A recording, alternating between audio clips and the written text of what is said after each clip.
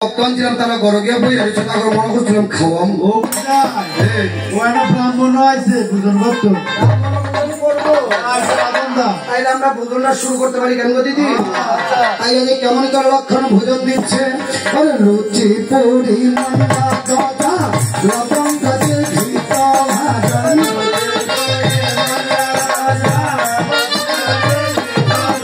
লুচি পুরি মন্ডা গজা লবঙ্গ গাছে ঘিত ভাজন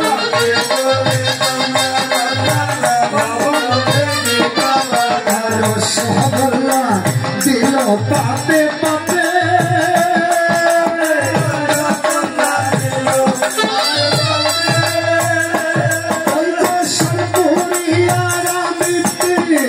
রাজু হোগা দিল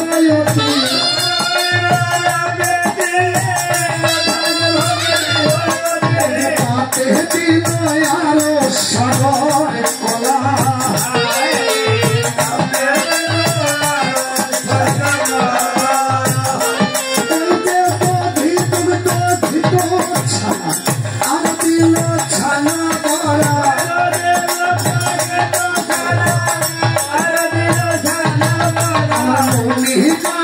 খুশি হলো তাতে হায়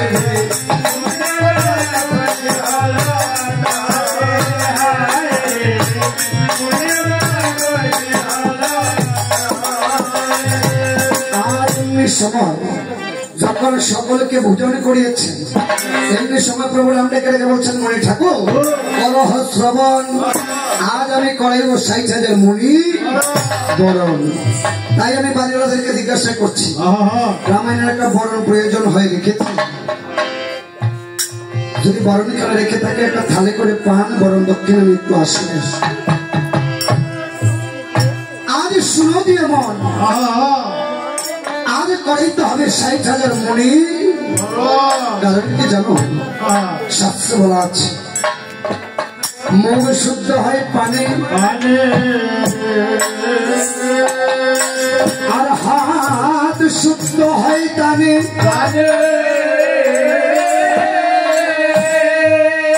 ওই হৃদয় খানা শুদ্ধ হয় মধুর ভাগবতী কৃষ্ণ রামপুর গানে। তাই মা মুখ শুদ্ধ পানে ভগবান কিন্তু তাম্বুল সেবা করে মুখ শুদ্ধ করে। কেমন করে জানো? একটু তাম্বুল সঙ্গে একটু সুপুরি একটু করব সঙ্গে বলে জন্য নিতে পারবে একটু এলাচি দারচিনি গোয়া মশলা এর জর্দা সুপারি নিয়ে মুখ শুদ্ধ করা যায় না। তাই মুখ শুদ্ধ হয় পানে হাত শুদ্ধ হয় দানে। দান করলে কিন্তু হাত শুদ্ধ আর হৃদয় শুদ্ধ হয় মধুর ভাগবতী কৃষ্ণ রাম। তাই রাম দয়া বৈষ্ণবে মন আজ তোমার আশ্রমে এসেছেন ৬০,০০০ মণি ব্রাহ্মণ করেই তো হবে যে বরণ। রাম ডেকে রেখে বলছে মণি ঠাকুর আমিও যে শাস্ত্রে শুনতে পাই পর দানের মধ্যে ৪ দান হচ্ছে শ্রেষ্ঠ দান। প্রথম দান খাওয়া হচ্ছে অন্নদান, দ্বিতীয় দান হচ্ছে জলদান, তৃতীয় দান হচ্ছে বস্ত্রদান আর চতুর্থ দান হচ্ছে কন্যাদান। এই ৪ দান হচ্ছে দানে শ্রেষ্ঠ দান।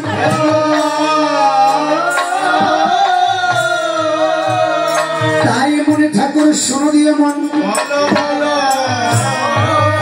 আজ একে একে করাইব আমি ৬০,০০০ মণি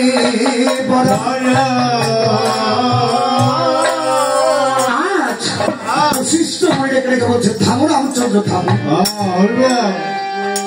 তুমি একেই একে সকল মণি বরণ করাবে না।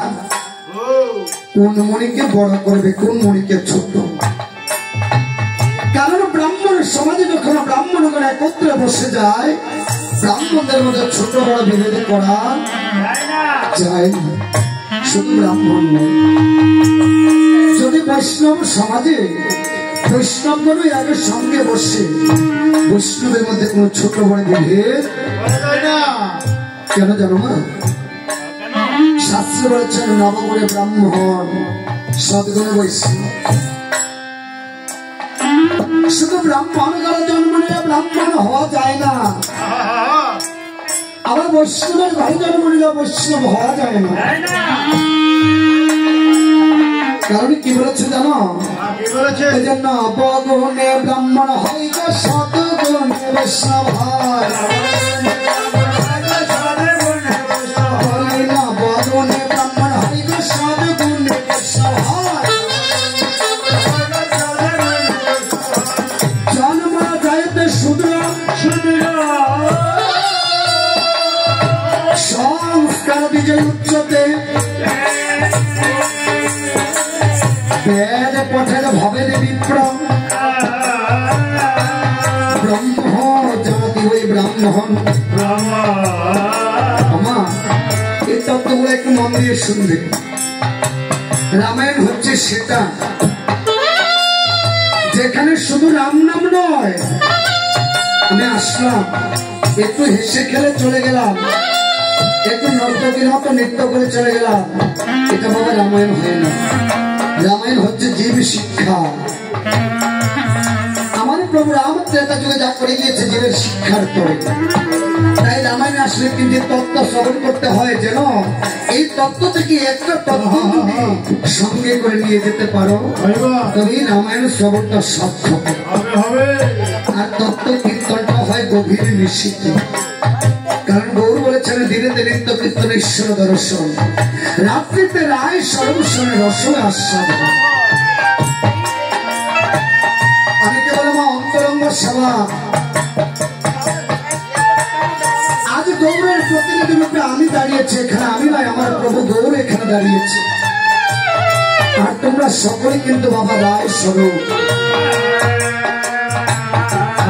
যে তত্ত্ব রামায়ণ বক্তা শ্রী নন্দন দেব আমার শ্রদ্ধেয় দাদার নিকট একটা প্রার্থনা। নবগুণে ব্রাহ্মণ শতগুণে বৈষ্ণব, গুণাবলীগুলো কি কি একটু ব্রাহ্মণ বৈষ্ণবের নিকট শ্রবণ প্রার্থনা করছি। নবগুণে ব্রাহ্মণ, ব্রাহ্মণের 9টা গুণ হচ্ছে সমদম তপ শৌচ খান্তি নেবচ আর্য জ্ঞান বিজ্ঞান আস্তিকন ব্রহ্ম কর্ম সমাধিনা। এই 9টা গুণ হচ্ছে ব্রাহ্মণের। যদি এর মধ্যে একটা গুণ কম থাকে তবে ব্রাহ্মণ নবগুণে ব্রাহ্মণ হয় গো সদ্গুণে বৈষ্ণব হয়। নবগুণে ব্রাহ্মণ হয় গো সদ্গুণে বৈষ্ণব হয়। ব্রাহ্মণে যদি ব্রাহ্মণের ঘরে জন্মগ্রহণ করে ব্রাহ্মণ হয় না। শাস্ত্রে বলেছেন জন্ম না যাইতে শূদ্র।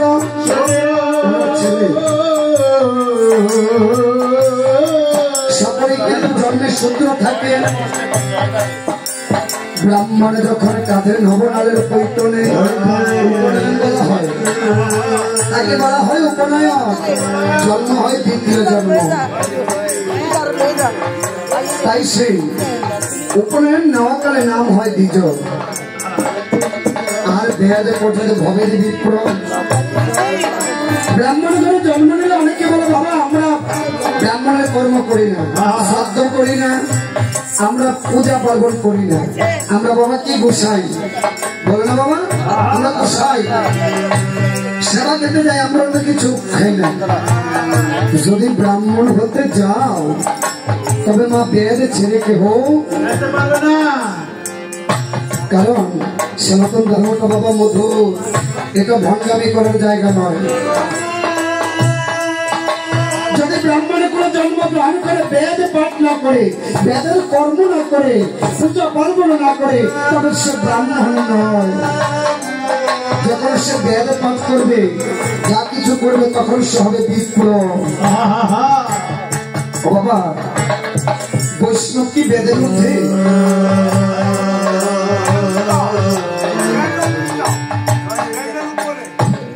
বেদের ঊর্ধ্বে বৈষ্ণব। বাবা কথা কি সত্যি? শাস্ত্রীয় ব্যাখ্যা। সনাতন ধর্মের মূল ভিত্তি বেদ। বেদ ছিল ব্রাহ্মণ বলা বৈষ্ণব বলা কেউ যেতে পারবে না। বৈষ্ণবের প্রধান গ্রন্থ কি চৈতন্য চরিতামৃত আর শ্রীমদ্ ভগবত গীতা। সেই গীতাও এসেছে বেদ থেকে। যখন আমার বেশদেব মনে তত্ত্বগুলো একটু শুনেন, তত্ত্বগুলো একটু শুনেন, কাজে লাগবে। যত আমি সেই তত্ত্বগুলো বলে না, কারণ এগুলো হচ্ছে গোপন তত্ত্ব, গভীর তত্ত্ব। বৈষ্ণবকে জিজ্ঞাসা করেন, দেখবেন উত্তর বলে এই বাজারে আসো, বলে না মা? তাই যদি বৈষ্ণব হতে হয়, ব্রহ্ম জানাতি ওই ব্রাহ্মণ, বিষ্ণু জানাতি ওই বৈষ্ণব। গীতা যখন কিনা সত্য যুগে আমার ব্যাসদেব মনে 4 বেদ রচনা করেছেন। প্রভু নারায়ণ ডেকে রেখে বলেছেন, আমার ভগবান শ্রী বিষ্ণু ডেকে রেখে বলেছেন, ব্যাসদেব তুমি যে 4 বেদ রচনা করেছ, সত্য যেটা দাপন করবি, এই 4 যুগের মধ্যে কলিহত জীবী থাকবে পাপে আচ্ছন্ন। তারা তো 4 বেদ পাঠ করতে পারবে না। আমরা দূরের কথা কোনো ব্রাহ্মণের ঘরে গিয়ে দেখেন তো বেদ আছে কিনা? আছে বাবা? সব ব্রাহ্মণের ঘরে বাবা বেদ থাকে না, কারণ বেদ হয়তো কথিত 2-1 ঘরে থাকে। তখন বেদকে করি ওই বেদকে মন্থন করলেন। মা দুধ মন্থন করলে কি হয়? মাখন। মাখনকে জাল দিলে কি হয়? তত্ত্ব করে ঘি। তদ্রূপ বেদকে মন্থন করে রচনা করেছেন মহাভারত। আর মহাভারতের বিষ্ণু পরিবেশ 25 থেকে 42তম পর্ব, এই 18টা অধ্যায় ভগবান শ্রীকৃষ্ণের প্রেম তত্ত্ব। এই 18টি অধ্যায় নিয়ে হয়েছে শ্রীমদ্ ভগবত গীতা। তাহলে বাবা বেদ ছেড়ে যেতে পারলে কোথায়? আর স্বয়ং গৌরাঙ্গ মহাপ্রভু চৈতন্য চরিতামৃতের আদি লীলার 14তম পরিচ্ছেদ, যেখানে কিনা গৌরাঙ্গ মহাপ্রভু মাতৃর সঙ্গে নদীকে বন্ধন হয়েছে। মা বিশ্বরূপ দাদা যেমনি ভাবে গিয়েছেন সেই সন্ন্যাস। আমি যদি সন্ন্যাস চাই, কথা দিলাম আমি এসে তোমার সাধ্য কর্ম করে যাবো। খুব সুন্দর কিন্তু করেছে। প্রমাণ চাও? যে কোনো চরিতামৃতের আদি লীলার 14তম পরিচ্ছেদ ঘেঁচে দেখো। তাই ব্রাহ্মণ কিংবা বৈষ্ণব হওয়া মুখের কথা নয়। নবগুণে ব্রাহ্মণ। অনেক ব্রাহ্মণ আছে জানে না যে কাঁধে পৈতো নিলে কয়টা নাল থাকে, সে কয়জন নালে কয়জন দেবতা থাকে। শুনে রাখো, ব্রহ্মা বিষ্ণু শিবশ্চৈব বাসকি পবনানল, শুক্র সূর্য তমশ্চৈব। ব্রহ্মা বিষ্ণু শিব বাসুকীনাথ, পবনদেব, অগ্নিদেব, শুক্রদেব, সূর্যদেব, যমদেব। 9 জন। এই 9 জন কিন্তু ব্রাহ্মণের 9টা নালে। কজন জানে? বর্তমানে ব্রাহ্মণ বৈষ্ণব দেখলে মা অনেক সময় ভয় লাগে। কেন জানেন? কারণ এই বৈষ্ণবকে কিনা আমার দেবাদিদেব মহাদেব পর্যন্ত চিনতে পারেনি। আমরা সেই বৈষ্ণব নিয়ে খেলা করি। আমরা বাবা সনাতনী। যে বৈষ্ণবের প্রসাদ পাওয়ার জন্য দেবাদিদেব মহাদেব এই ঘরের পীড়াতে বসেছিল কুকুর ভেসে। শুধু জানি বৈষ্ণবের প্রসাদ পাই, তাই না বাবা? কারণ বলেছিল আমার শ্রদ্ধেয় দাদা নন্দদেবের কাছে আমার বিনীত অনুরোধ, এখানে দেবাদিদেবের কথা আসছে। এখন শিব পুরাণে বলছে বৈষ্ণব নাম যথাসম্ভব, অর্থাৎ শিব হচ্ছে পরম বৈষ্ণব। কিন্তু এখানে গৌরাঙ্গ মহাপ্রভু একাদশী তথ্যে তার মাকে কি আদেশ করেছিলেন, আর বৈষ্ণব কেন পরম বৈষ্ণব শিব হয়েছিলেন তার ব্যাখ্যাটুকু আপনারা সকল ভক্তগণ জানতে চাই। সকল ব্যাখ্যা রাজন এখানে দেওয়া সম্ভব না। আমি সকল ব্যাখ্যা যদি দিতে যাই আমার ব্যাখ্যা জানতে চাই একাদশী তথ্য আর বৈষ্ণব এটা বলেছেন বৈষ্ণব নাম যথাসম্ভব। এর আগে আরো কয়েকটা কথা আছে। নিম্নগানাং যথা গঙ্গা বৈষ্ণবানাং যথা শম্ভু পুরাণাং যথা শাম।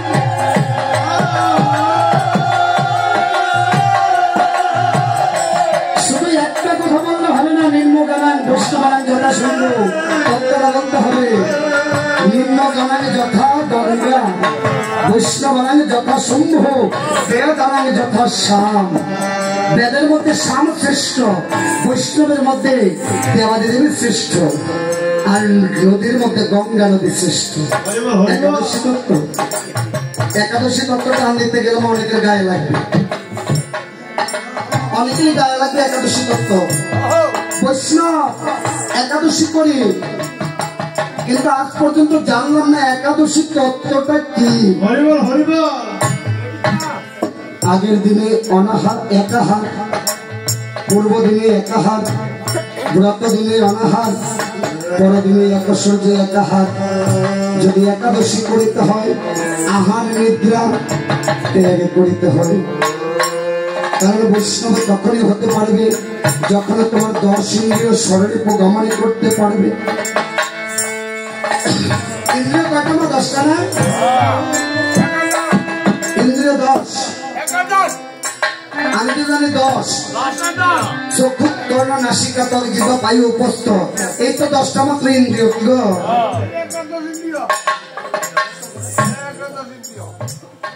ইন্দ্রিয় 11।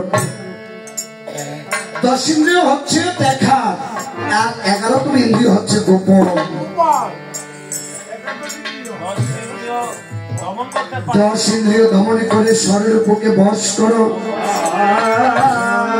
ওই 11 ইন্দ্রিয়কে জাগ্রত যখন করতে পারবে তখন তোমার কোনো কুণ্ডলী জাগ্রত হয়। আর কোন কুণ্ডলীর জাগ্রত হলে জীবের জ্ঞানময় উদিত হয়। কিন্তু এমনি এমনি বৈষ্ণব হয়নি, নারায়ণের ভজনা করতে করতে তার জ্ঞানময় উদিত হয়েছে, পুরো কুণ্ডলী জাগ্রত হয়েছে, তবে শিব বৈষ্ণব উপাধি পেয়েছে। তাই একাদশ ইন্দ্রিয়কে জাগ্রত করে একাদশী পালন করো। খালি ওই একাদশীর দিন বাবা রে বাজার থেকে একটা যা ফেলবি আর কত যদি ইয়া পাস সাবু কিছুটা আর কি জানি আরেকটা বাড়িতে শ্যামা চাল একটু সূর্যমুখী তেল মা।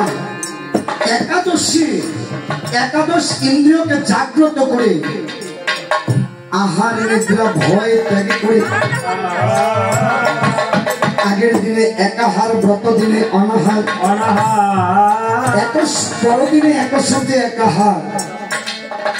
আর একাদশীর দিনে কিন্তু কেউ ঘুমাতে পারবে না। মেলেইছে উচিত কথা না বলে বাড়ি যাবো না, কারণ একাদশীর দিনে কেউ ঘুমাতে পারবে না। সারাটি রাত্রে বসে বসে নিশি জাগরণ করে হরির আরাধনা করতে হয়, এই হচ্ছে একাদশী। তাই যদি বৈষ্ণব হতে হয় বাড়িতে বৈষ্ণব গেলে কখনো বৈষ্ণবকে ছোট বড় করা যাবে না।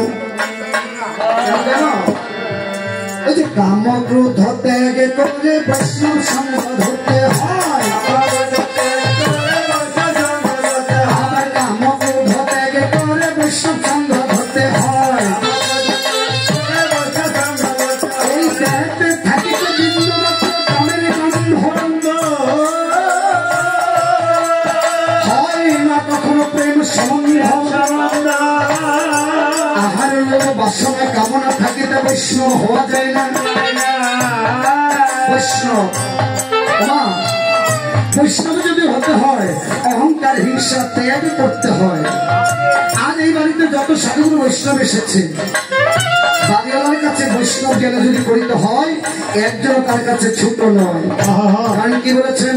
ঋণাদপি শরীরজনম তরোর সহিষ্ণু না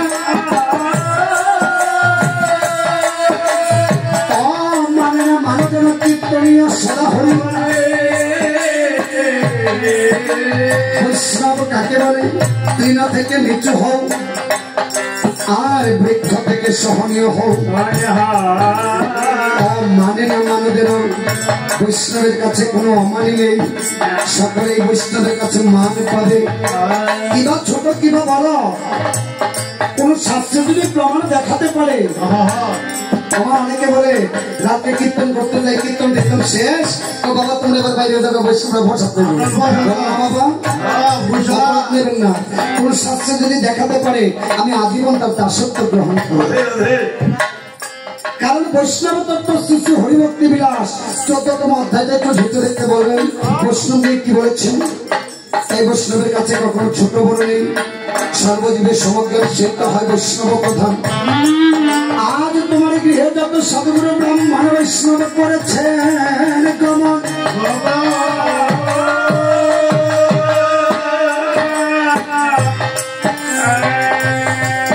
ওই সকল ব্রাহ্মণকে একত্রে করাইতে হবে বরণ। তাই কোন ব্রাহ্মণকে ছোট কিংবা কোন ব্রাহ্মণকে বড় করা যাবে না। আমার তত্ত্বগুলো নাড়া দিলে তত্ত্ব বের হয়, কিন্তু সেই তত্ত্ব যদি শুনতে হয় রামায়ণের আসলে বাবা সকল তত্ত্ব বলে শেষ করা যাবে না। তাহলে আজকের মতো এমন 4টা রাতে যদি একত্রে তত্ত্ব বলা শুরু হয়, প্রভুর কৃপাতে কিন্তু তত্ত্বের ভান্ডার ফেরাবে না। তাই তত্ত্ব বিশ্লেষণ যদি শুনতে হয় কখনো ভাগবত পাঠ দেখো, কিঞ্চিত প্রভু যা করায় বলে যাবে। তাই আজ শুনে দিয়ে মন, আজ তোমার আশ্রমে যত ব্রাহ্মণগণ করেছেন গমন, ওই সকল ব্রাহ্মণকে একত্রে করাইতে হবে বরণ। কারণ বলি তোমার ঠাই ব্রাহ্মণদের মধ্যে কিন্তু বাবা ছোট বড়। তাই রাম রেখে রেখে বলছে মনে ঠাকুর, মনে ঠাকুর, মনে ঠাকুর কেমন করে করাবো আমি একত্রে 60,000 মণি বরণ। কারণ বলি তব ঠাই আমার মতোই অধম পতিত পাবন যে এই পৃথিবীতে আর একজন নাই। মণি ঠাকুর আজ আমি এক রাম হয়ে কেমন করে করাবো 60,000 মণি বরণ।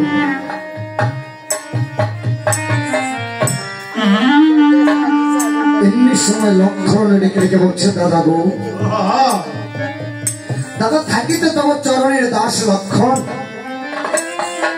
তুমি দাদা ভয় পাচ্ছ কিসেরই কারণ। দাদা গো দেখো করিয়া স্মরণ, সেদিন কিনা কুলগুরু বিশ্বামিত্র মুনি করেছিল দীক্ষা প্রদান। ওই বিশ্বামিত্র মুনি বড় তোমাকে দিয়েছিল দাদা ব্রহ্ম মন্ত্রে দীক্ষা দান। আর আমি লক্ষণীকে দিয়েছিল বল সুবল মন্ত্রে দীক্ষা। যে বল সুবল মন্ত্রের দ্বারা আমি এক লক্ষণ বহু বৎসর থাকতে পারি অনাহার, আমি এক লক্ষণ বহু বৎসর থাকতে পারি অনিদ্রা, আবার এক লক্ষণ থেকে বহু লক্ষণ রোগ ধারণ করতে পারি। দাদা গো আমার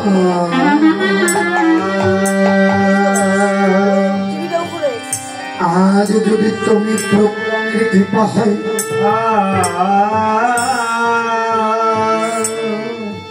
তবে তোমার চরণের কৃপা নিয়ে দাদা আমি 1 লক্ষণ থেকে 60,000 লক্ষণ হব।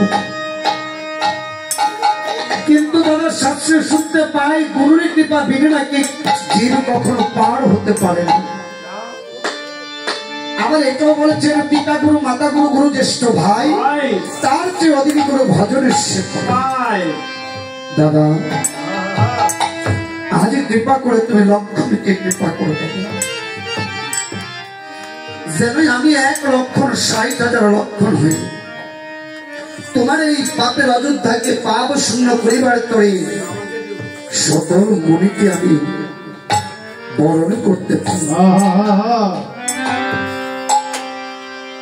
আজ লক্ষণ একখানা বরণ মাথে নিয়ে আজ প্রভুকে ডেকে ডেকে বলেছে, প্রভু রাম দয়াময়,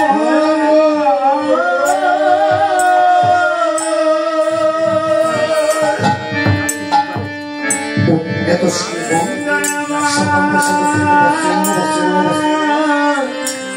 এত গন্ধ পুষ্প সদক্ষিণ অবস্থায় এত গন্ধ বিষ্ণু এসে সম্প্রদায় শ্রী রাম সীতা যুগলাই সব বাংলা সদক্ষিণ অবস্থ রাম সীতা কিংবা পরক্ষে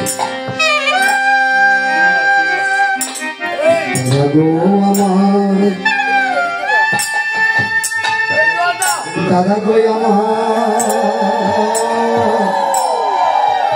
এই পৃথিবীতে দাদা তোমার চরণে যে যাহা চায় কখনো তুমি তাকে ফেরাও না দাদা।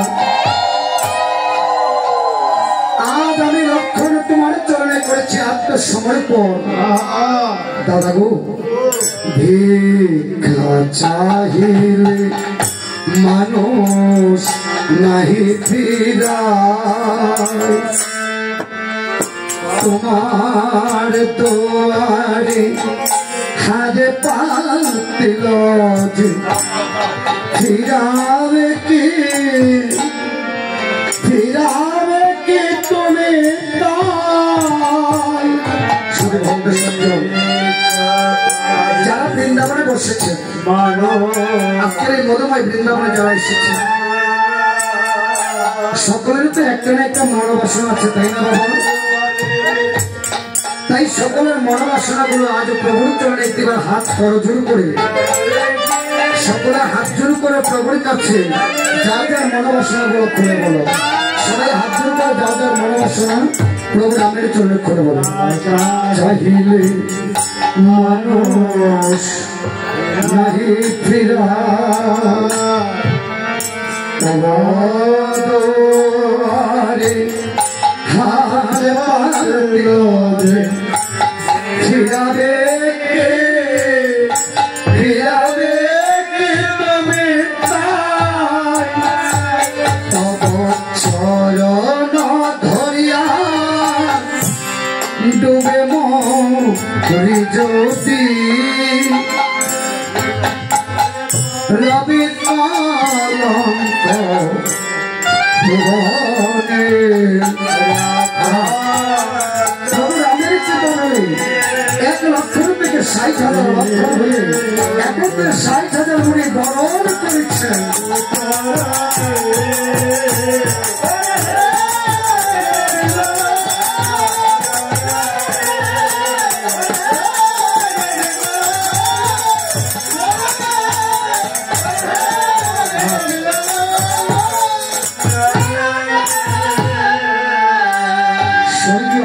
চন্দ্র নন্দী ওই পিতৃদেবের অন্তিম প্রয়াণে তার হতভাগ্য পুত্র দিনেতে করেছিলেন সুরদান শ্রাদ্ধ। শ্রী বিষ্ণুর যুগল পাদপদ্মে একদৃষ্ট পিণ্ড দান, যাহা ছিল জীবাত্মার উদ্ধারের তরে।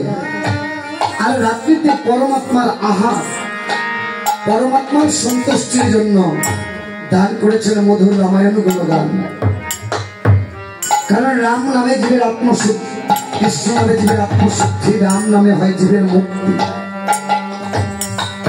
তাই পুত্র কন্যাগণ মিলে সকলে যা করেছেন প্রভুর চরণে অর্পণ। প্রভুর কাছে প্রার্থনা করবো যেন তাদের সকল দানগুলো প্রভু গ্রহণ করে, তাদের পিতার সকল অপরাধগুলো ক্ষমা করে, তাদের পিতাকে যেন তার যুগলের চরণে দাস করে নেয়। জয় জয় রমনালী সাই রমানন্দে।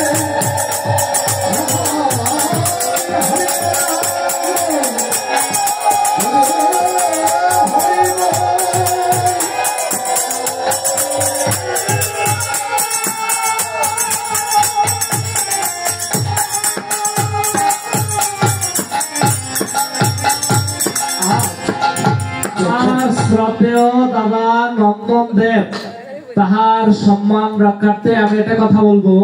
আমার বিনীত অনুরোধ, নন্দন দা এটা সশরীরে গ্রহণ করবে।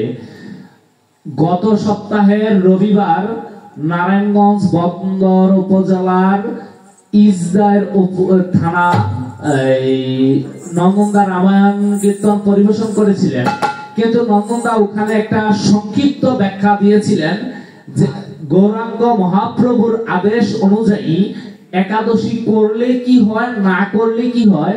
আমরা যারা রামানুজ, গণপত্য, শৈব, শাক্ত, বৈষ্ণব মতের অনুসারী, গৌরাঙ্গ মহাপ্রভুর আদেশ অনুযায়ী আমরা একাদশী কেন করতে হবে আর না করলে কি হয় তার সংক্ষিপ্ত ব্যাখ্যা দিয়েছিলেন ইসরায়েল নারায়ণগঞ্জে।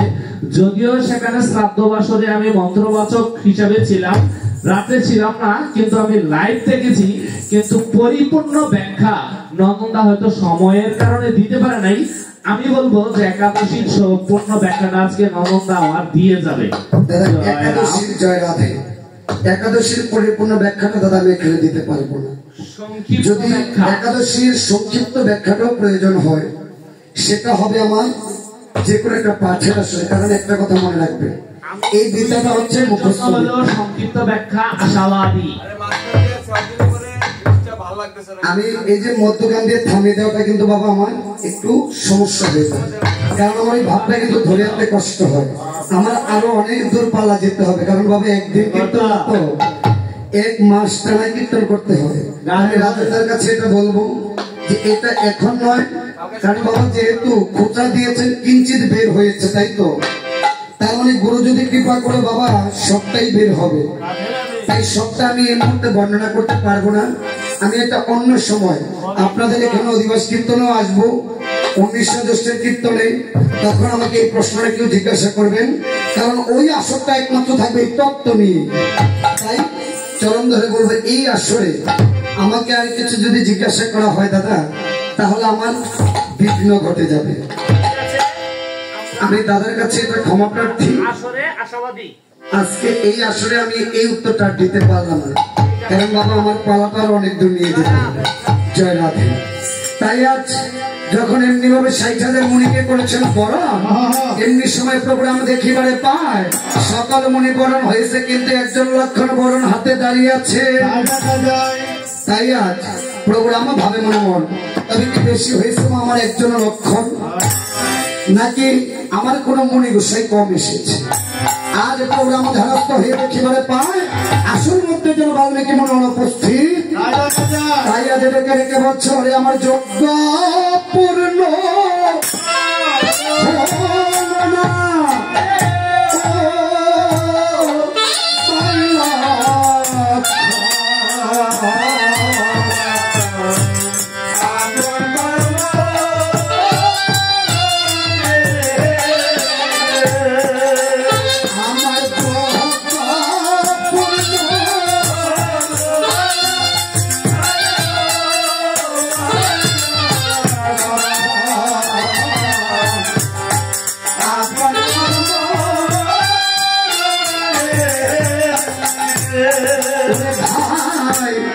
পূর্বে করেছি ভাইরে লক্ষণ চোখের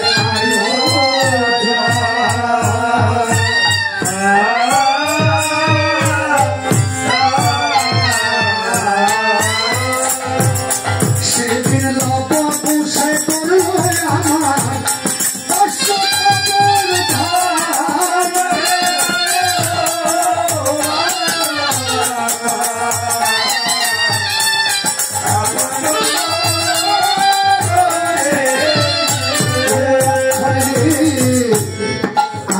করেছি ভাইরে লক্ষণ সুখের আয়ু।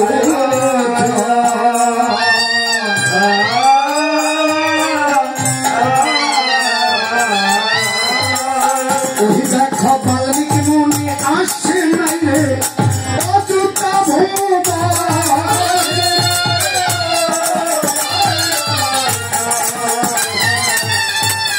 আমার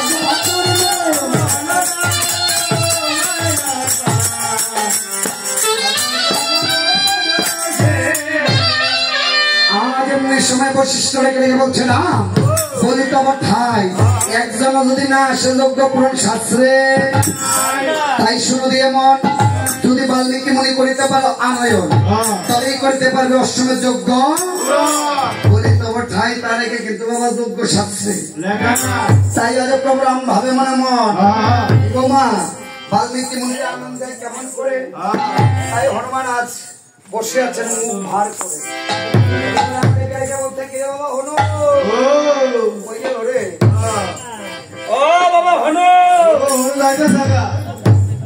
হনুমান এরে বাবা রাম ভক্ত হনুমান হনুমান দিয়ে হানুকে বসে কেমনটা লাগে আগে রেখে রেখে বলছে কি বাবা হনুমান বলি তো আবার ঠাই বাবা ডিজেল তো নিচ্ছিল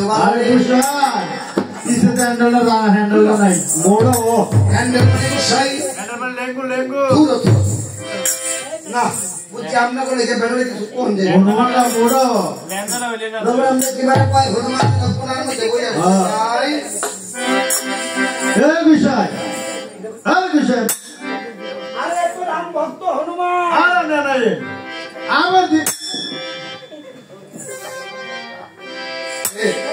সমস্যাটা কেটে কর আর বিষয় দল সব করবো এর মধ্যে দলে সবটা করবো কেড়ে ম্যাগনেট এটার মধ্যে ম্যাগনেট আছে আমনে কেমনে আর বিষয় বুঝাল দেখাল জানি এ হয়তো জানাবো এ ঠেড়া ফোনা কি এটা কি করলো নেই কেড়ে কেড়ে এই ম্যাগনেটটা কারণ যত ঠেড়া আছে বইরা সব সব সিলে করে যায় আরে না এটা সাধুগুরু বৈষ্ণবের মাতা সাধুগুরু বৈষ্ণবের মাতা কিন্তু দামি মাতা আমি চাই না মাথা চাই না মাতা মানে আপনার ঘরে দ্বিতীয় স্যার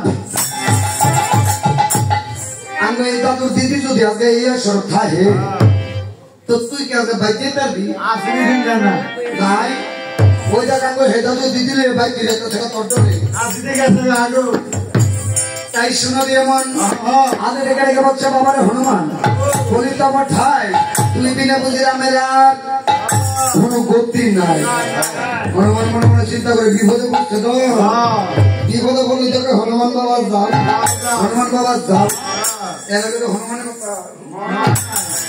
তাই রেখে রেখে বলছে হনুমানের শুনো দিয়ে একটিবার করে এসে বাল্মীকি মুনিকে নিমন্ত্রণ কারণ বাল্মীকি মুনির বিনা হবে না আমার অষ্টমের যোগ্য তাই হনু প্রভু আজ্ঞা পাইল মাত্র আর বিলম্ব না করে কি কর্ম করেছেন চলছে ধীরে ধীরে চলছে ধীরে ধীরে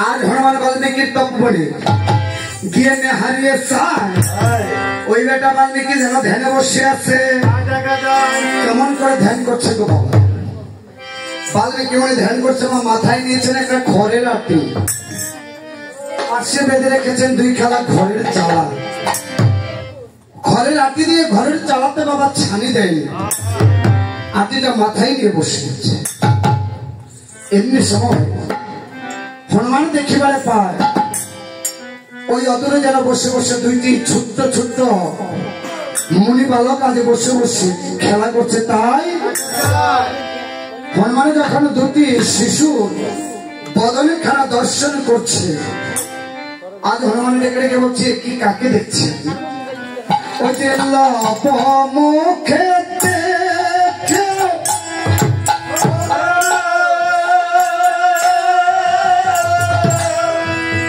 প্রভু রামের ছবি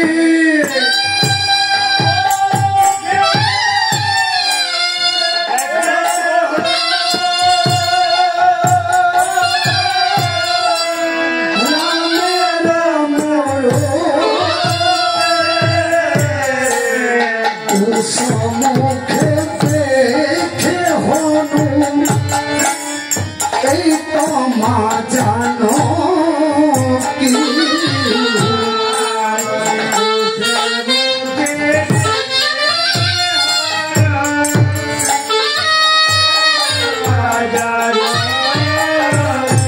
আদি কি অপরূপ রূপ দেখি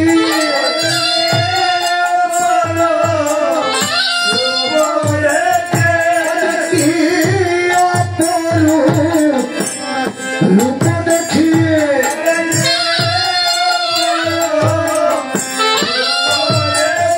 আমার তোর বইতেছে ওই চরণে কি অপরূপ রূপ দেখে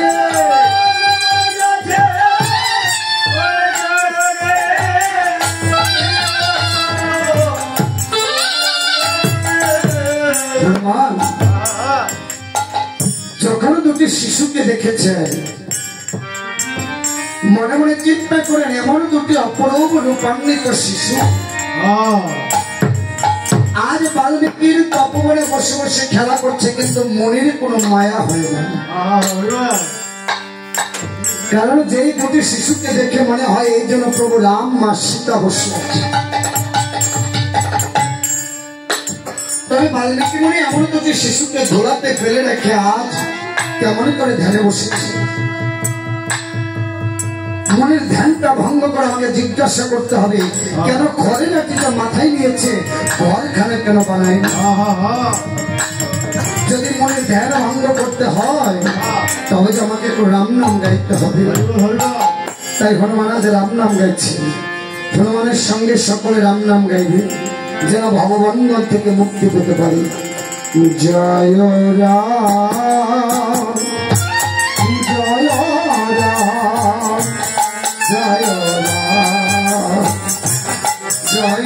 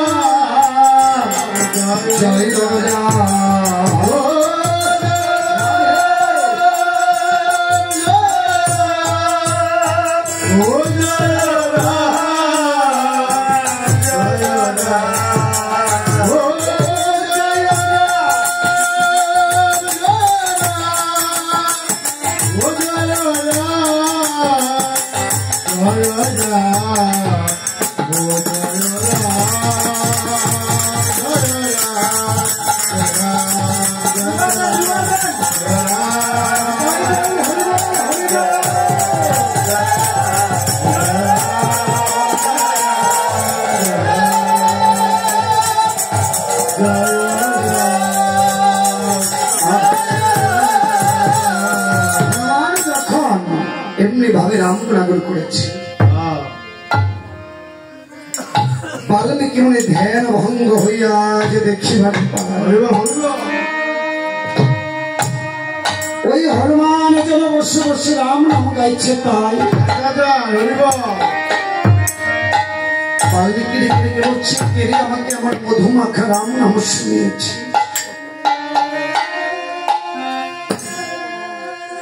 হনুমান বলছে, মনে ঠাকুর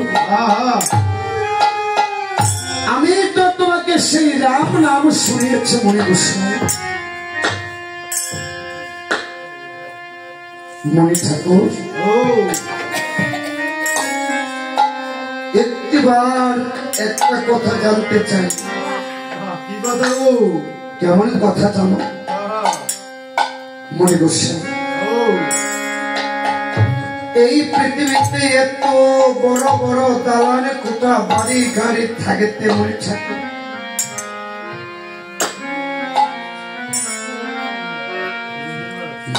মনে থাকো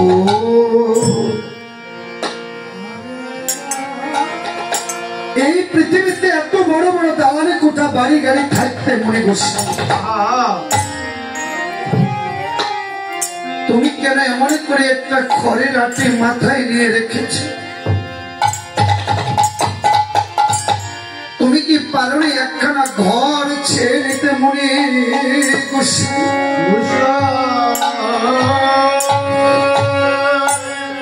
বলছিস মন্ত্রী?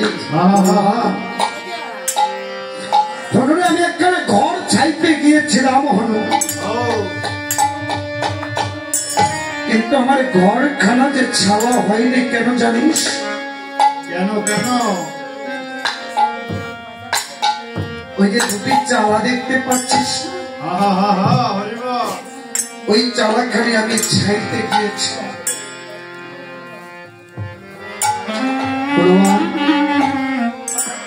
যেদিন আমি ঘরখানা বানাতে গিয়েছি, সকালবেলা বন থেকে কাঠ কেটে বাঁশ এনে আমি ঘরের দুটা চালা বাঁধতে গিয়েছি। আমার বাড়ির পাশে কুমোর পাড়া, যেখানে কুমোরগণ সারাদিন মাটি দিয়ে হাড়ি পাতিল তৈরি করে, রাত্রিতে আগুনে পোড়ায়।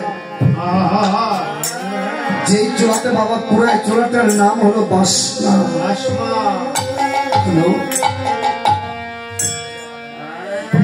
সারাটি দিন ধরে শুধু আমি দুইখানা চাল বেঁধেছি,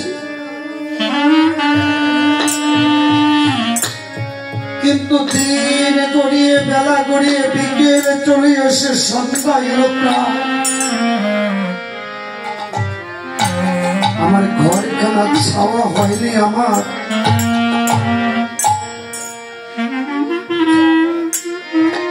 সন্ধ্যা যখন সূর্য দেবতা পশ্চিম আকাশে অস্ত যায়, কুমুরের মেয়েটা তার বাবাকে ডেকে ডেকে বলছে, বাবা বাবা,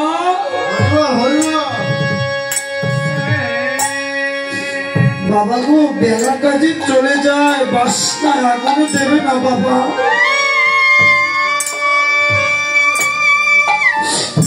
ওই মাটির দেহগুলো যে পড়তে হবে বাবা, বাসনায় কি আগুন দেবে না বাবা।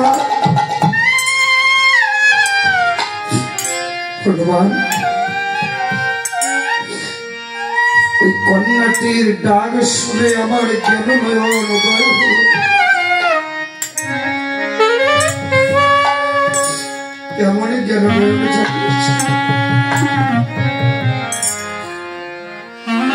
কন্যাটির কথায় আমার মনে হলো যেন মেয়েটি আমাকে ডেকে ডেকে বলছে, বাবা বাবা গো, বেলা যে চলে যায়, তোমার বাসনায় কি আগুন দেবে না বাবা। জানিস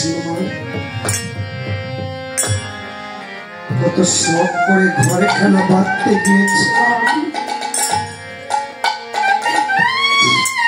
দিনখানা তো ঘরের পিছনে কাটিয়েছি, আমার সাধন ভোজন হয়নি।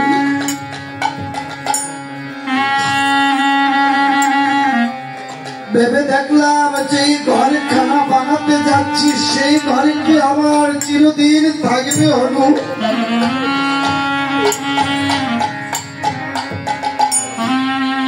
যদি ওই ঘরখানা ছেড়ে আমার এই দেহ ঘরের সময়টা দিতে পারি, হনুমান, তার জন্য এই ঘর বাড়ি করে যাব বলতে পারিস।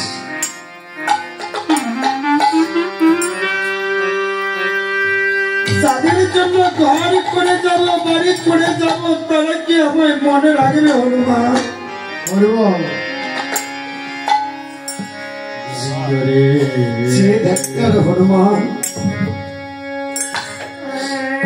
দুদিন দিনের পরে পৃথিবীতে এসে কত করে যাচ্ছি আমার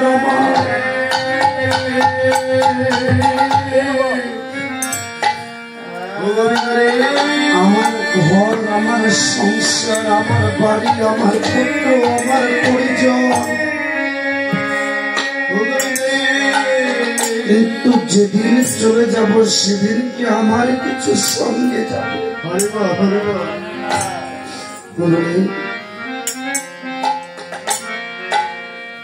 ওই স্বর্গীয় খোকন বাবু চলে গিয়েছে।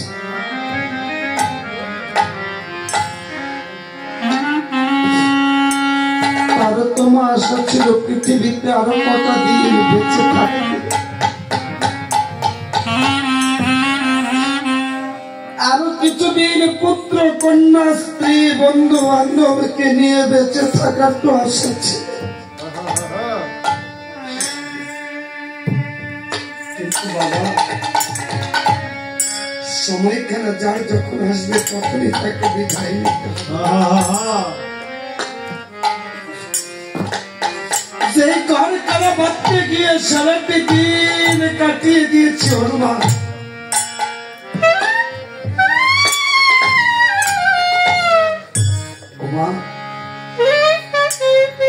যার জন্য এত কিছু করেছ তারা কি চিরকাল মনে রাখবে না? অনুরে, আমি যাদেরকে এতটা ভালোবাসতাম, আমার প্রাণ প্রেয়সী,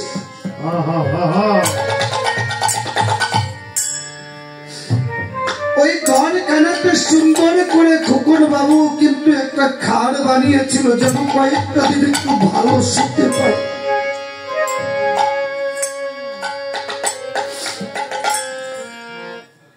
ছেলে মেয়েদের জন্য জীবনটা শেষ করে দিয়েও কত কিছু করে গিয়েছে, কিন্তু যেদিন দেওয়া থেকে প্রাণ পাখিটা চলে যায় সেদিন কোনো মূল্য থাকে না। নামটা কি হয় বাবা? লাশ। নামটা হয়ে যায় সেদিন লাশ।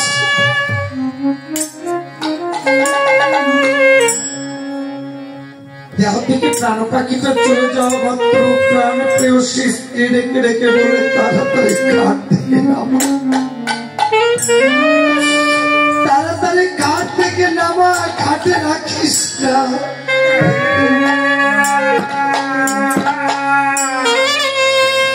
আত্মীয় স্বজন বাড়ির প্রতিবেশী দেখে ডেকে বলে তাড়াতাড়ি মরা শ্মশানে নিয়ে যা, তোরা বাড়ি থেকে বের না করে পর্যন্ত তো আমরা আগুন জ্বালতে পারবো না।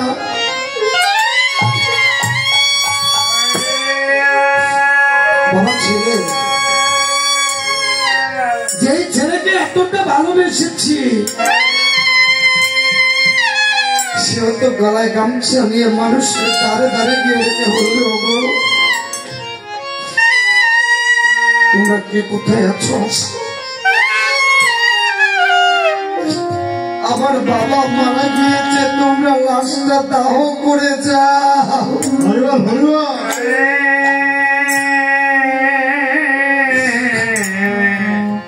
সেদিন বাবা আমার বাড়িতে মানুষ আসবে,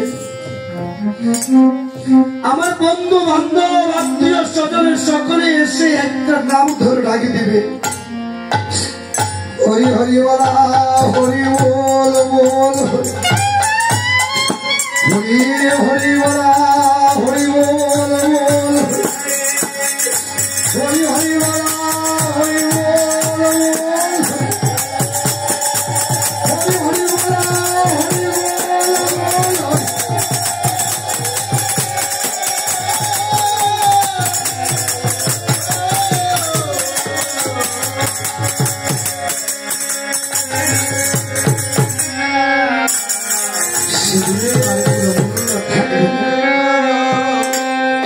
ওরে সেদিন কে হো কাটবে ঝারে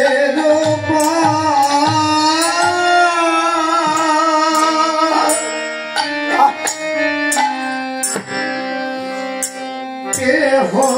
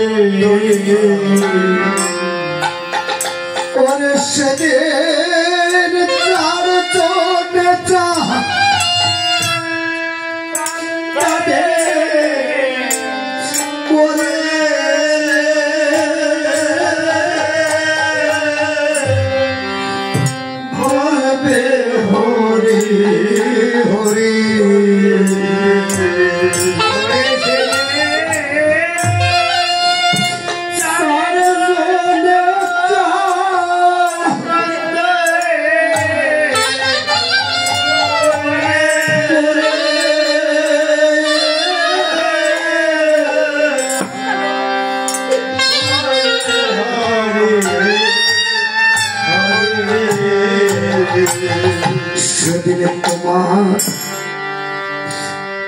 একা একা যেতে হবে, একা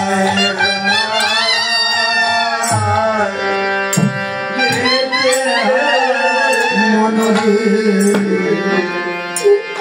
একা একা যেতে হবে,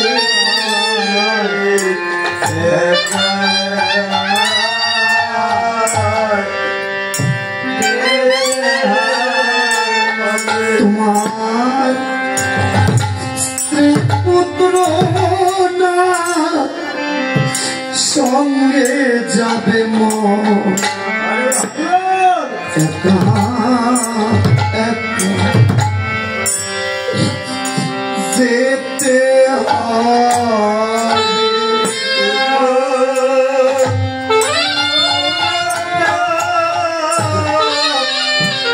সঙ্গে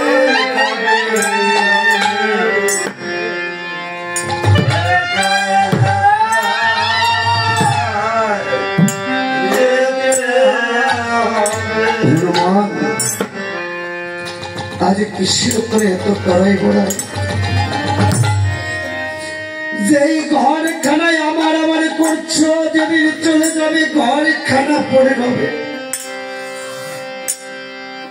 তোমার স্বর্ণ গহনা টাকা পয়সা সকল কিছু পড়ে রবে, শুধু সঙ্গে করে কি নিয়ে যাবে জানো? সেদিন তোমাকে কি পরিয়ে বিদায় করবে? সেদিন চন্দনেরই ফোঁটা তোমার দিবে পড়ায়া, আমি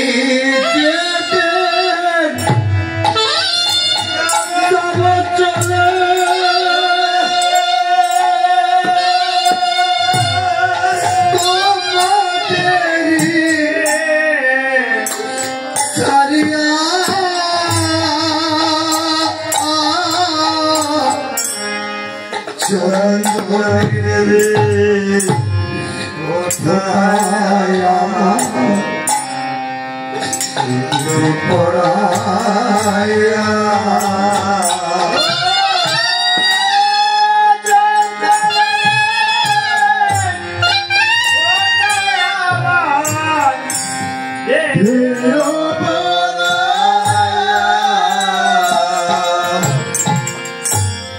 সেদিন তোমরা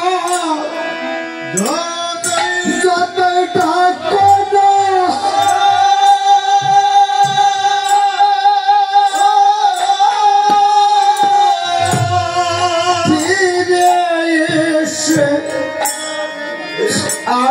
কোনদিন কথা বলবো না।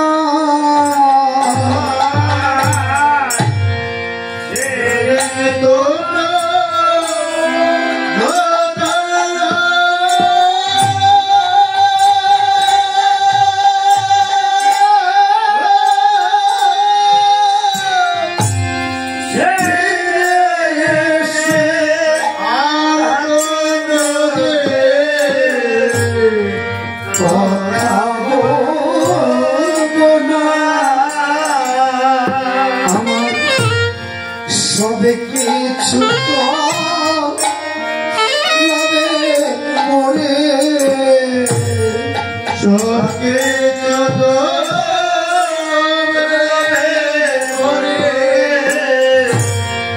দেখব না চাহিয়া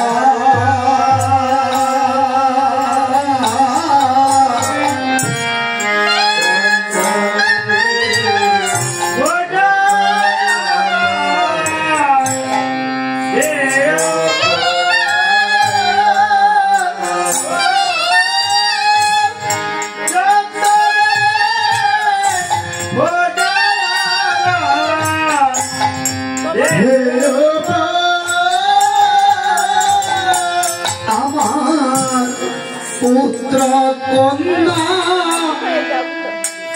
সোনার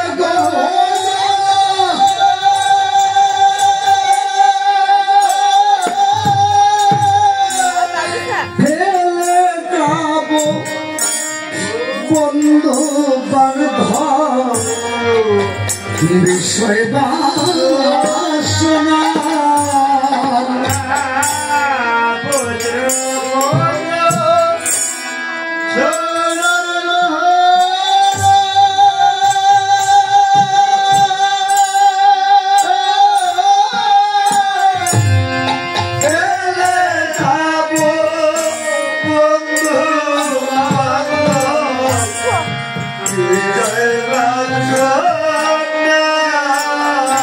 সেদিন ফুল বিছানা ঘরে ধুইয়া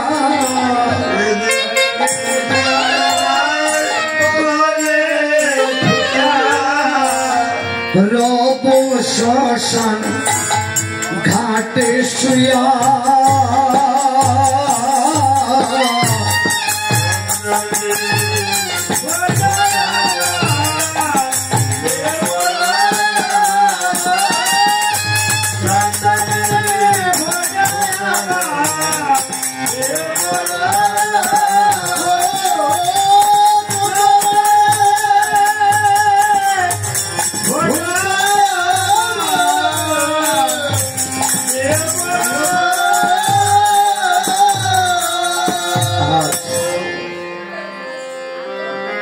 আমি রেখে বলছি মনে ঠাকুর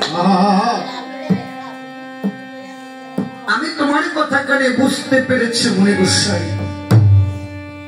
এই পৃথিবীতে একমাত্র প্রভুর নাম বিনে যে জীবের আর কোনো গতি নাই। তাই মনে ঠাকুর আমি জানি কি জানো হরি নাম সত্য গুরু নাম সত্য ভবে এইটুকুই কর সঙ্গে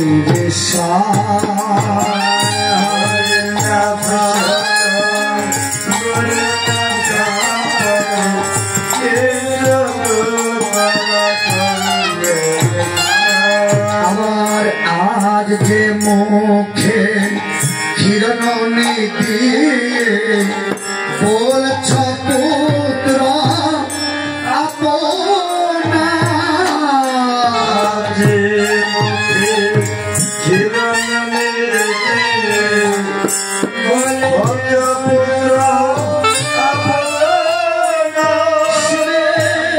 শ্মশান ঘাটে সেই পুত্রকে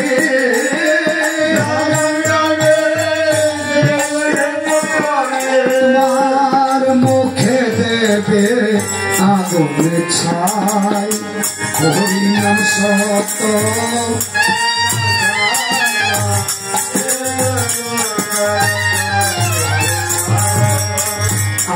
যে মুখ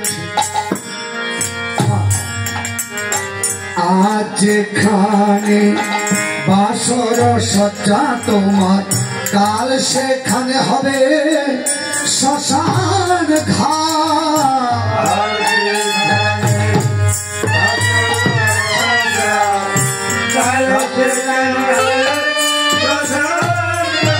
শোনেন এই হরির নাম সঙ্গের সাথে,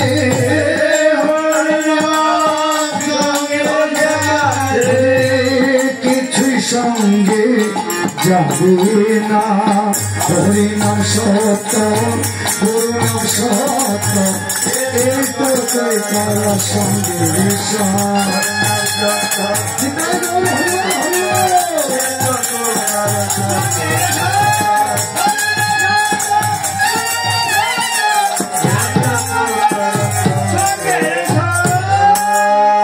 হনুমানের ডেকে বলছে মনে ঠাকুর আজ করা হস্রবণ। বাল্মীকি ডেকে ডেকে বলছে হনুমান রে, কিসের কারণে সেটা অযোধ্যা ছিল আমার এই তপবন, আমার প্রভু রাম কুশল মঙ্গলে রয়েছে তো। বলছে মণি গোসাই বলি তোমার ঠাই, প্রভু যে রাম অশ্বমের যজ্ঞ করছে পুণ্যাহতি দিতে পারে না, কারণ তুমি বাল্মীকি মুনি এখনো অনুপস্থিত রয়েছে। তাই তো আমার প্রভু রাম দয়াময় ওই অশ্বমের যজ্ঞের পুণ্যাহতি দিতে পারে না। তাই দয়া করে মনে ঠাকুর এক্ষুনি দিন অযোধ্যাতে করা হোক রমন। আজ বাল্মীকি মুনি ডেকে ডেকে বলছে রাম ও হনুমান শুনলি আমার, যদি যেতে হয় সেই অযোধ্যা ভুবন, তবে বলি তোমার ঠাই আমার তো দুই খানা দাদু ভাই দেখতে পাচ্ছ, তোদের শিশু দাদু ভাই, ওদেরকে ছেড়ে আমি কখনো অযোধ্যাতে যাব না। কারণ কি জানো, এই দুটি শিশু হচ্ছে অযোধ্যার প্রধান অতিথি। মানে ভালো মনে মনে ভালো করছে অযোধ্যার প্রধান অতিথি, বলছে তাদেরকে নিতে গেলে এমনি এমনি নেওয়া যাবে না, যদি তুমি তোমার কাঁধে করে নিতে পারো তবেই কিন্তু এই দুটি শিশুকে নিয়ে অযোধ্যাতে এছাড়াম না। বাল্মীকির কথা করিয়াছে ওই লক্ষণ রেখে বলছে দাদু গো, ও দাদু এই মুখ পুরা বান্ধব জানা যাইতাম দেখতে যে মুখ পুরা বান্ধব দাদু ভালো কথা, যাবো তো ভালো কথা, কিন্তু আমার মা জননী তোদের মাকে আমি আজ অযোধ্যাতে নিয়ে যাবো, অপনে তোরা অযোধ্যাতে করো হোক গমন, সেখানে কিন্তু তোমাদের মা যাবে প্রধান অতিথি হয়ে, কারণ সেও তো এই তপবনের একজন মুনি ঋষি। তাই আজ যখন এই কথা করেছেন শ্রবণ, মনে মনে ভাবে মনে মন এমন দুটি শিশুকে যদি বাবা কাঁধে বসিয়ে নিতে পারি, সে হারাগুলা দেখতে ভুলা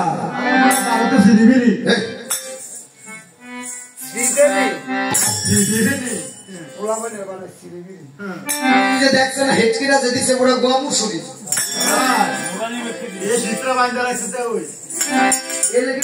আমার যে কদ্দুর কদ্দুর শীত লাগতেছে কে রে কান মান্ডি বাইন্দা রাখছে সিদ্ধ বিচিরে তারা তাই ওদের এখানে বলছে কি রে আমার কাঁধে উঠবি উঠবি না উঠবি সাহস নাই গো দিদি গো, আমার মতো কইলে সাহসে বুক্কা হয়ে দিতেন নাই।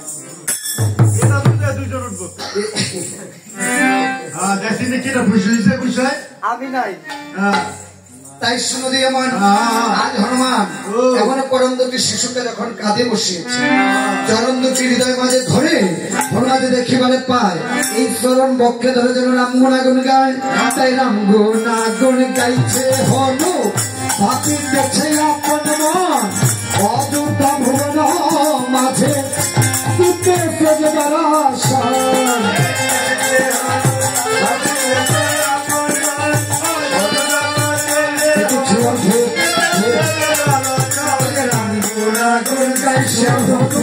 ভাবিতেছে আপন মন অযোধ্যা ভুবনে হনু দুটো প্রজবার আসন।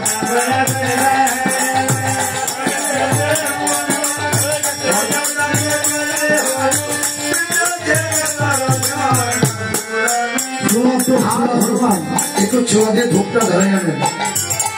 আজ হনুমানের যখন রাম গুণ আমার গাইতে গাইতে ওই লক্ষকে নিয়ে বাল্মীকি মুনি সহিত অযোধ্যাতে গমন করেছে।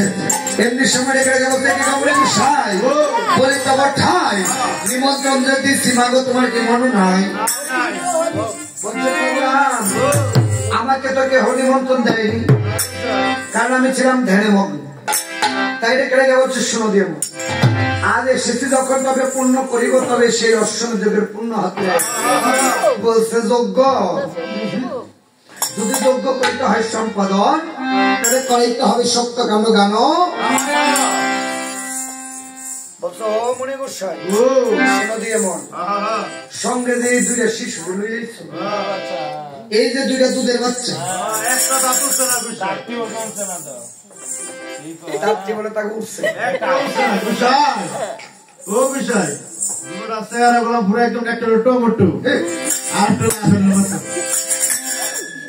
আরে না প্রভুরাম যখন দুটি শিশুর দিকে তাকায় শিশুর আমার টাকা নেই, কারণ দেখো করিয়ার সরব যেদিন তপবনে আমার 3 ভাইয়ের সঙ্গে করেছিল না, এই দুটি শিশু কিন্তু আমার 3 ভাইকে করেছিল নিধন। এই দুটো শিশু যেমন তেমন শিশু না। তাই আজ রেখে বলছে শুনে এরা কিন্তু অযোধ্যার অতিথি। এমনি সময় লোক দেখিবারে পায় রামের বামে যেন একখানা স্বর্ণের মূর্তি দেখে রেখে বলছে কি রে দাদা এটি আমাদের মায়ের মূর্তি রে, মায়ের পূজা করতে হচ্ছে। এটা রামের কি হয়? এটা রামের কি হয়? কি বল দিদি স্ত্রীরে বুঝি মানুষে মারা হয় আবার দেখো স্বামীরে বলো বাপ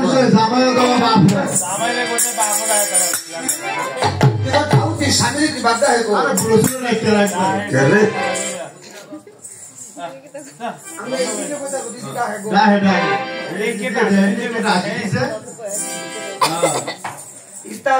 রামেন গেছে উল্টা বলা কথা বলছে বুঝাই দেন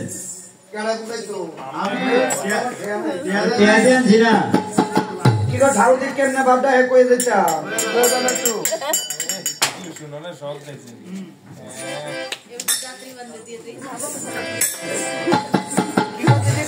কেমনে ডাহে নাকি না কয়ে দিতাম গা না করে দেন আমি না কইয়া দিকে যাইবি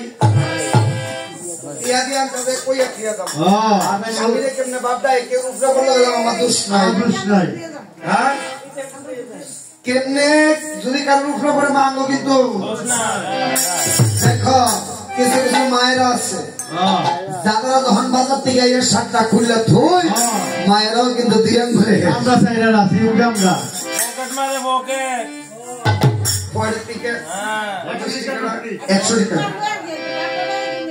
হ্যাঁ খালি এনে শুরু হয়েছে কথাটা হাসানি নেয় রে গো দিদি আমি দিদিও নেয় রে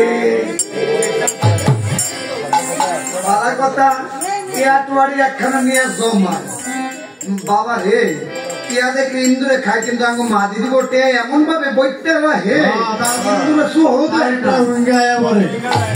কয়দিন আগে গেছিলাম লাকসাম প্রোগ্রাম করতাম একদিকে দক্ষিণে খাবো ভাই দক্ষিণে দিতেছি এই যে পুরিন্দা খুলতাছে খুলতে খুলতে 2 মিনিট আমগো দিদি গো জাম গেল খাবো রে ভাই খুলতে খুলতে ভাই কোসে 2 চিকেন নো এটাকে তো কি বাবা টিয়া দেখি হিন্দুরে খাতা গোটে হিন্দুর হয়ে যায়। তাই শুনো দি এমন এমনি অবদান করে টিয়াটো একখানা করে কয়ে দিলে পড়তে পড়তে একটা ডিব্বার ভিতরে রাখবে সুন্দর না গো ডিব্বার মধ্যে রাখা দাদারও তো বাজারে যায় পকেট আছে পকেট খরচ হয় আমার মায়েরা তো বাজারে যায় না পকেট নেই পকেট খরচ হয় বলা কথা দাদার কাছে যদি কোনদিন টিয়াটো সব করে যদি ডাক দেখে কইবে সেবারি মা ওরা টিয়াটো করে দাও আমার কাছে কত দিয়ে না হোক এই যে শীত লাগেছে এইবারে সুন্দরের মায় দেখছি সোনু বেবি লুসো ইদি বাদ জামে তো টিয়া বাই দিনে মেরে রেখে বলে আমরা যে টিয়া বুঝতো কথা কয় আমার সাইতে হাতি বানায় ঠিক আছে আমার কথা যদি কই হেদিন যে দেখলাম করে টিয়া দেখ চালাইছো এই যে এবারে সম্মান না কিছু দিয়ে দেছ ভালো কথা এমনি যখন টিয়ারি বাবা কেন করে বাই যায় দুর্গা পূজার সময় বাবার বাই যায় একটা সেন্ট কিনে একটা নতুন শাড়ি কিনে কিনা কিনা যখন বাড়ির মধ্যে এর টাকা মতো দিতে ঘোরা তোরা শাশুড়ি আছে না গো আইলে যদি জিজ্ঞে কি গো মা শাড়িটা দিন নতুন দেওয়া সেন্টটা দিন নতুন দেওয়া কমা আপনি তো জানেন না গো আমগো বাবাই না সরকারি চাকরি করে আমগো বাবা এবার দুর্গা পূজা দেবেন সে দেওয়াইছে ভালো আমগো বাবাই না কিনা দিছে বাইরে থেকে নাকি জামনে কিছু দেয়নি লোকেরা বাপরা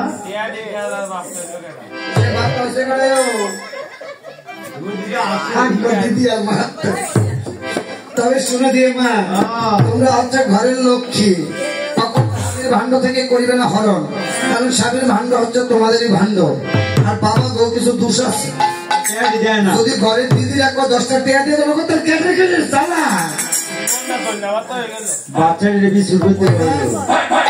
বাবা ঘরের লক্ষ্মীদের হাতে কিছু দিয়ে রাখবেন কেন জানেন যখন বিপদে পড়বেন দেখবেন সে কিন্তু আপনাকে অর্থের যোগান দেবে একটা সন্তান ছোট্ট থাকতে আপনার কাছে চাইবে না মাকে গিয়ে বলবে মা 10টা টাকা তো বলে না মা তাই লক্ষ্মীদের ভান্ডে কিছু দিয়ে রাখবেন বিপদে কালে দেখবেন লক্ষ্মী কিন্তু ভান্ড হতে আপনাকে দান করবে কারণ মায়েরা কিন্তু ঘরের লক্ষ্মী তাই আজ ডেকে ডেকে বলছে এটা হচ্ছে রামের অর্ধাঙ্গিনী রাম ডেকে ডেকে বলছে এরে ভাই আমার মা বুঝে রামের অর্ধাঙ্গিনী রাম ডেকে ডেকে বলছে পোষ এই যে অর্ধাঙ্গিনীর নাম খানা কি জানিস জানো কি লব মনে মনে চিন্তা করে রামের স্ত্রীর নাম সীতা আমার মায়ের নামও আমার দাদু বাল্মীকি রামায়ণে দেখি সীতা তবে আমার মা কোন সীতা রামের সীতা কোন সীতা তাই ডেকে ডেকে বলছে তোমার এই যে সীতা মহারানী